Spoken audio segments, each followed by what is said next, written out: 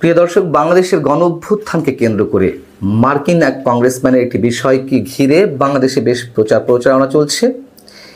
এই প্রচার প্রচারণা না জানি আবার ডক্টর ইউনূস সরকারের জন্য হিতে বিপরীত হয়ে ওঠে এমন আশঙ্কা অনেকে করছেন, আবার ইতিবাচকও হতে পারে। আমি দুটি বিষয় একটু ছোট্ট করে বিশ্লেষণ করব।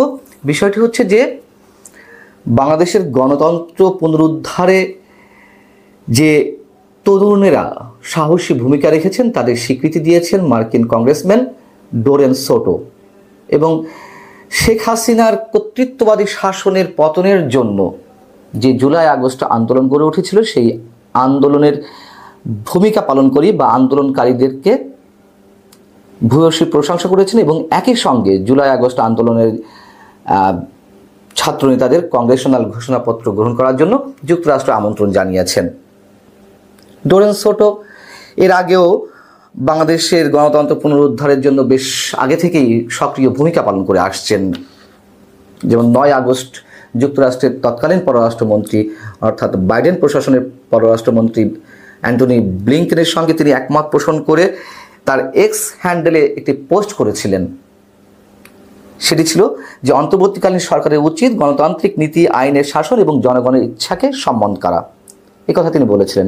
আবার বাংলাদেশের সুষ্ঠু নির্বাচনের প্রেক্ষাপটে, আমি 7 জানুয়ারি নির্বাচনের কথা বলছি, তখন যে 6 জন কংগ্রেসম্যান চিঠি দিয়েছিলেন মার্কিন প্রেসিডেন্টকে, তার মধ্যে তিনি একজন।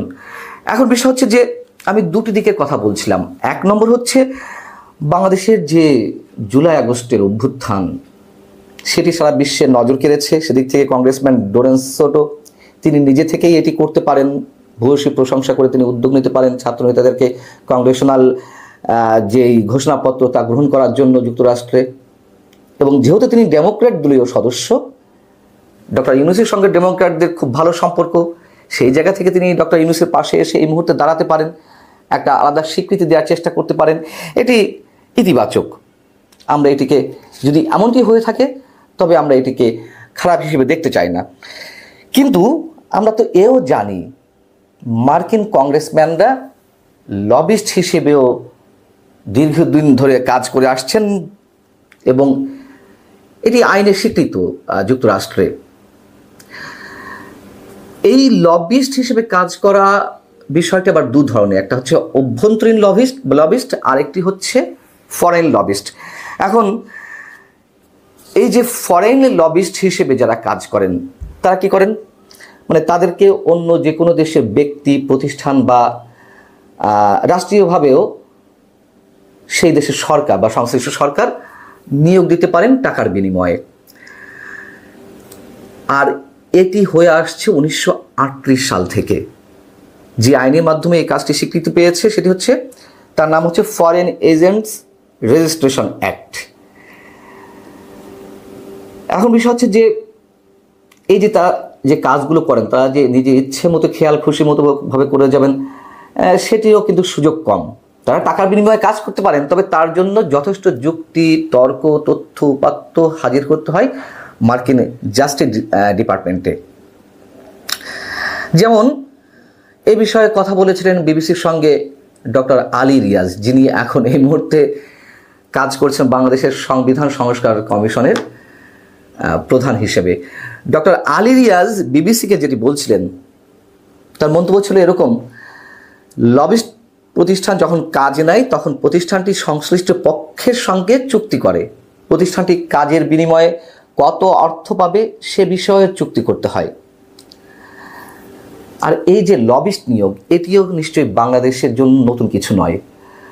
আমরা র্যাপিড অ্যাকশন ব্যাটালিয়ন নিয়ে জানি, বা র্যাবের প্রসঙ্গটি বিএনপি পক্ষ থেকে তো, মানে তৎকালীন সরকার আওয়ামী লীগের পক্ষ থেকে তো অভিযোগ ছিল যে র্যাবের উপরে যখন মার্কিন নিষেধাজ্ঞা এলো তার আগে বিএনপি টাকা পয়সা খরচ করে তারা লবিস্ট নিয়োগ করেছিল যাতে বিএনপির বিরুদ্ধে, র্যাবের বিরুদ্ধে একটি ব্যবস্থা নেওয়া যায়। এই অভিযোগটি আওয়ামী লীগের পক্ষ থেকে ছিল।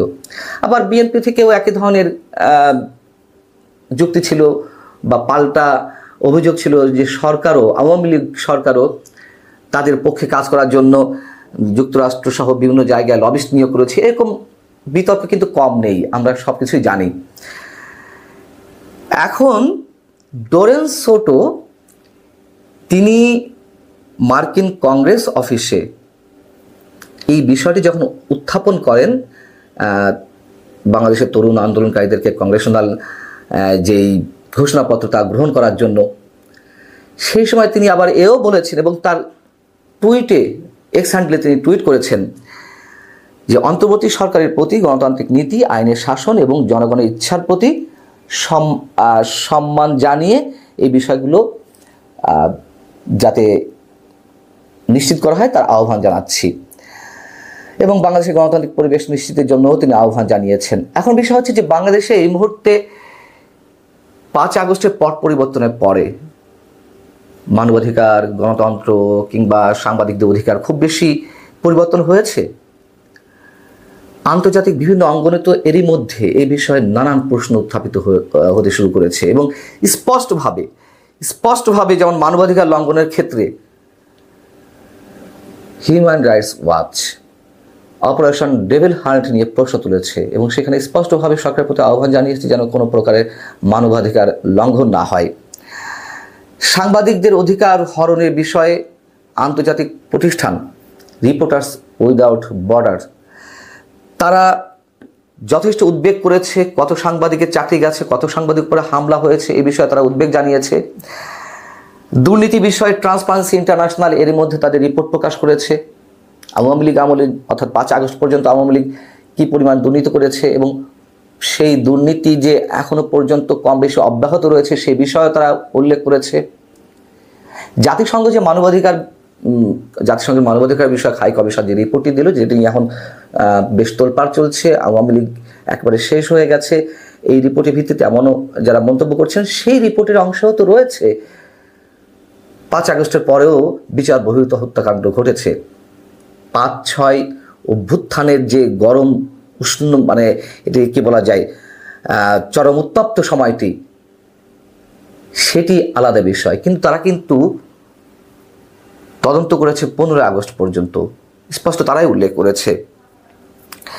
এখন বিষয়টি হচ্ছে যে শেখ হাসিনা সরকার কর্তৃত্ববাদী অবস্থান থেকে স্বৈরাচারী সরকারে পরিণত হয়েছিল, এটি চরম সত্য কথা।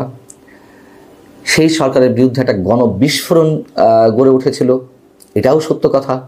এবং পাশাপাশি এটাও সত্য কথা যে ব্যাপক গণমানুষের উপস্থিতি গণ অভ্যুত্থানে দেখা গেছে, তাদেরকে যে বিশেষ একটি গোষ্ঠী ব্যবহার করেছে দীর্ঘদিনের একটি ষড়যন্ত্রের অংশ হিসেবে, সে কথাও তো এখন নানান পর্যায় থেকে আলোচনায় আসছে। তো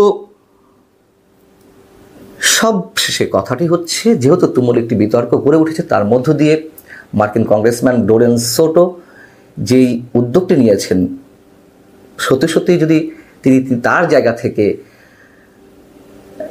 ডক্টর মোহাম্মদ ইউনূসের শুভাকাঙ্ক্ষী হিসেবে এটি করে থাকেন ভালো, কিন্তু যদি ভালো হয়ে থাকে তার বিপরীতে আবার রিপাবলিকানরা বা ডোনাল্ড ট্রাম্প সরকার এটি ভালোভাবে নেবে কিনা সেটিও প্রশ্ন। আর যদি লবিস্ট হিসেবে তাকে নিয়োগ করা হয়ে থাকে তাহলে তো আরও ভয়ঙ্কর হতে পারে। রিপাবলিকান দলীয় সদস্য যারা রয়েছেন তারা তো আর ছেড়ে কথা বলবেন না এবং তাদের মধ্যে থেকেও তো নিশ্চয়ই লবিস্ট হিসেবে কারো না কারো পক্ষে কাজ করতে পারেন। আওয়ামী লীগ তাদের নিয়োগ দিতে পারে ভবিষ্যতে এবং এই জায়গাটি আমার কাছে এই মুহূর্ত পর্যন্ত খুব বেশি সুবিধার মনে হচ্ছে না।